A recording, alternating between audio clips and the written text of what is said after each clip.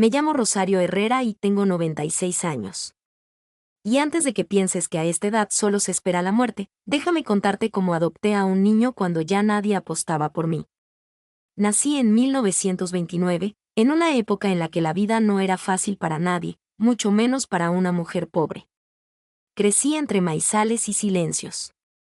Mis padres eran campesinos y jamás aprendieron a leer. Yo aprendí a escribir mi nombre a los 12 años, después de insistirle durante meses al maestro del pueblo para que me aceptara en la escuelita rural. Mi vida fue larga, sí, pero no siempre fue plena. Me casé a los 19, como era costumbre. Tuvimos 3 hijos, pero solo uno sobrevivió. Mi esposo murió joven, en un accidente de tractor. Y desde entonces, me hice fuerte a la fuerza. Crié a mi hijo con lo que tenía, manos, fe y voluntad. Pero la vida, caprichosa, también me lo quitó. Tenía 48 años cuando recibí la llamada de un hospital. Mi hijo, Pedro, había sufrido un paro cardíaco mientras trabajaba. Desde entonces, la soledad me abrazó con fuerza. Pasé décadas sin familia directa. Mis hermanos también se habían ido, mis primos murieron de viejos, y los amigos fueron desapareciendo poco a poco. Me convertí en esa abuelita que nadie visita, esa señora de voz suave que todos saludan pero nadie escucha. Vivía sola en una casita en las afueras de Guanajuato. Mis días eran largos y mis noches más aún. Tenía rutinas: regar las plantas, tejer, ver telenovelas antiguas, leer los mismos libros una y otra vez. Pero algo en mí seguía latiendo. No quería morir solo siendo un número en una lápida. Quería sentir, vibrar, hacer algo más que esperar. Y fue entonces cuando llegó Santiago. Un niño de 6 años, ojos enormes y mirada rota. Lo conocí en un comedor comunitario. Yo iba a veces para ayudar en la cocina. A mi edad ya no podía cargar ollas pesadas, pero sí podía pelar papas, contar cuentos, escuchar. Santiago siempre estaba ahí. No hablaba mucho, pero se sentaba cerca de mí. Me miraba como si ya me conociera. Un día, mientras le daba una galleta, me dijo bajito: «¿Tú tienes nietos?». «No», le respondí. «Tengo plantas, y un perico que no habla». Sonrió. Esa sonrisa me atravesó. Días después, pregunté por él. Me dijeron que vivía con una tía que apenas podía mantenerlo, que sus padres lo habían abandonado. Que era un caso más, uno de tantos. Pero para mí, no era un caso. Era Santiago.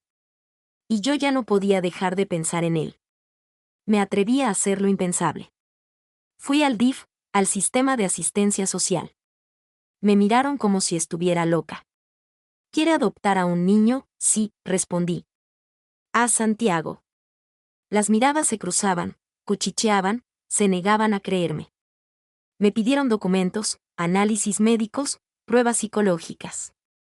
Pasé por entrevistas que parecían juicios.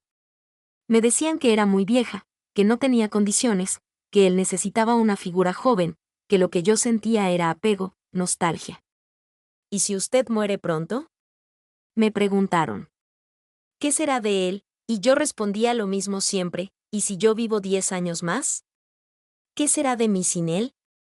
Me costó meses, lágrimas y cartas escritas a mano.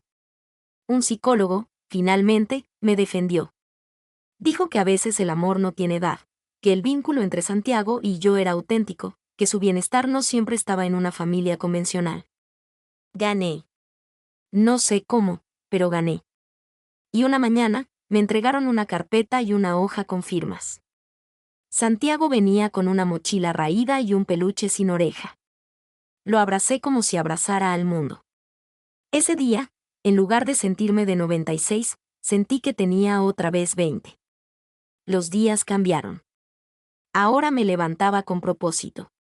Le preparaba hotcakes aunque no me salieran tan bonitos. Le enseñé a leer con paciencia. Él me enseñó a usar el control remoto de la televisión. Me ayudaba a regar las plantas. Yo le contaba historias de cuando los teléfonos no eran inteligentes. Me decía abue sin que yo se lo pidiera. Me decía te quiero como si lo hubiera dicho toda su vida. Claro que hubo días difíciles. Cuando se enfermaba, yo temblaba.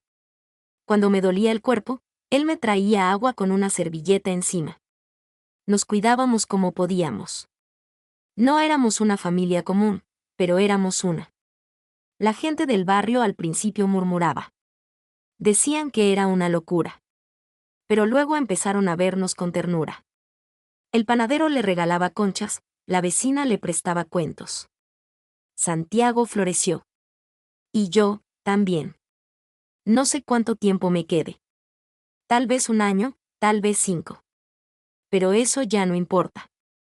Porque hoy, cuando él corre por el patio, cuando se ríe, cuando me abraza antes de dormir, yo sé que todo valió la pena. Que a los 96, hice lo más valiente que una persona puede hacer, elegir amar sin miedo. Y si algún día me voy antes de lo esperado, dejaré una carta donde le diga que fue mi último regalo. Que gracias a él, mi vejez no fue soledad, sino esperanza. Y que si alguna vez duda de su valor, recuerde que una abuela de 96 años movió montañas para tenerlo a su lado.